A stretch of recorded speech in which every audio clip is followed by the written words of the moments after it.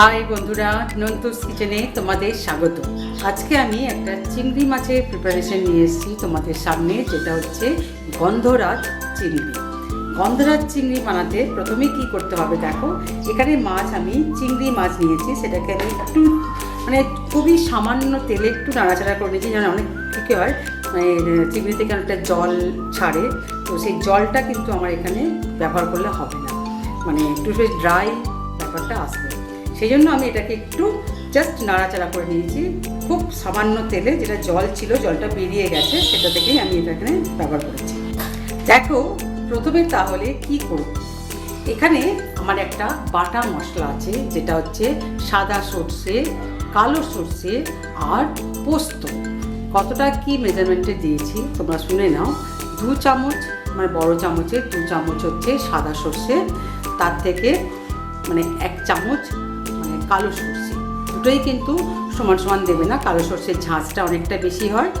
আর 2 চামচ দিয়েছি পোস্ত বাটা, এইটা আমি মেজারমেন্ট করেছি। তো এখানে আমি তাহলে এই বাটা, তার সাথে কাঁচা লঙ্কা দিয়েছি 2 থেকে 3টে, একসাথে আমি এখানে একটা পেস্ট বানিয়ে নিয়েছিলাম। সেই পেস্টটা আমি এখানে প্রথমে দিয়ে এটাকে আমি 15 মিনিট মাখিয়ে রাখবো।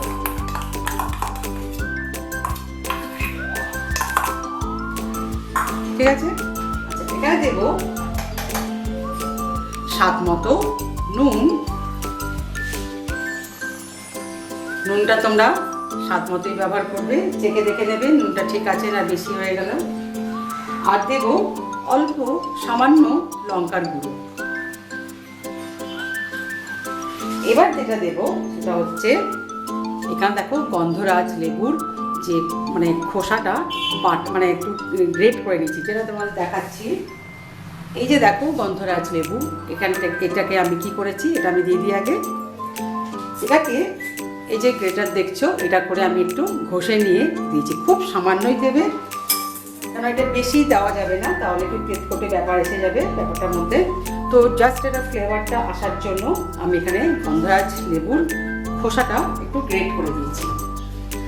আর দেব সর্ষের তেল প্রায় 2 চামচের মতো। এবার এগুলোকে আমি সব একটু ভালো করে মাখিয়ে নেব।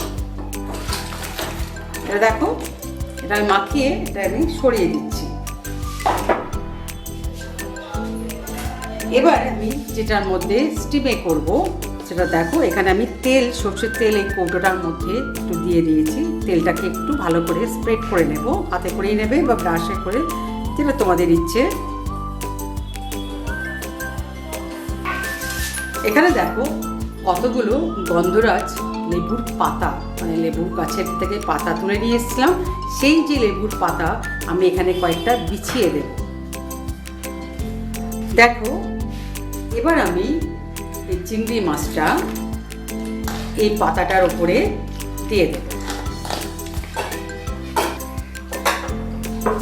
এখানে আমি একটু হাত ব্যবহার করলাম, বাকি যে মশলাটা বাটির মধ্যে লেগে আছে সেটা এখানে দেওয়ার জন্য। এর মধ্যে একটু সর্ষের তেল আমি মাখিয়ে দেব।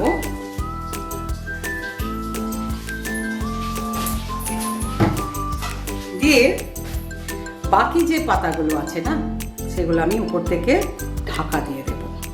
একদম কাভার করে দিতে হবে চিংড়ি মাছটা, যাতে এই পাতার ফ্লেভারটা পুরো চিংড়ি মাছের মধ্যেই এসে যায়। তো দেখো আমি এখানে ঢাকা দিয়ে দিলাম, পুরো কাভার করে দিচ্ছি। এবার আমি এই ঢাকনাটা লাগিয়ে দেবো।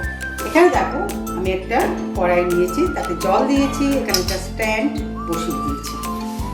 এবার এই বাটিটাকে স্ট্যান্ডের মধ্যে দিয়ে দেব, দিয়ে একটা চাপা দিয়ে দেব। এবার আমি গ্যাসে, এখন কিন্তু ফুল ফ্লেমে করা আছে, জলটা গরম হয়ে যখনই যাবে তখনই এটাকে আঁচটাকে একদম সিমে করে দিয়ে এটাকে 20 থেকে 30 মিনিট হতে দিতে হবে। ঠিক আছে বন্ধুরা, তো আমি তাহলে ফেরত আসছি। 15 থেকে 20 মিনিটই দেখি কেমন হচ্ছে। ঠিক আছে, 15 থেকে 20 মিনিট তোমাদের টাইম দিলাম। 15 থেকে 20 মিনিট আমি এটাকে হতে দিচ্ছি, তারপরে আমি তোমাদের কাছে রান্নাটা নিয়ে ফেরত আসছি। দেখো বন্ধুরা, আমার গন্ধরাজ চিংড়ি একদম রেডি।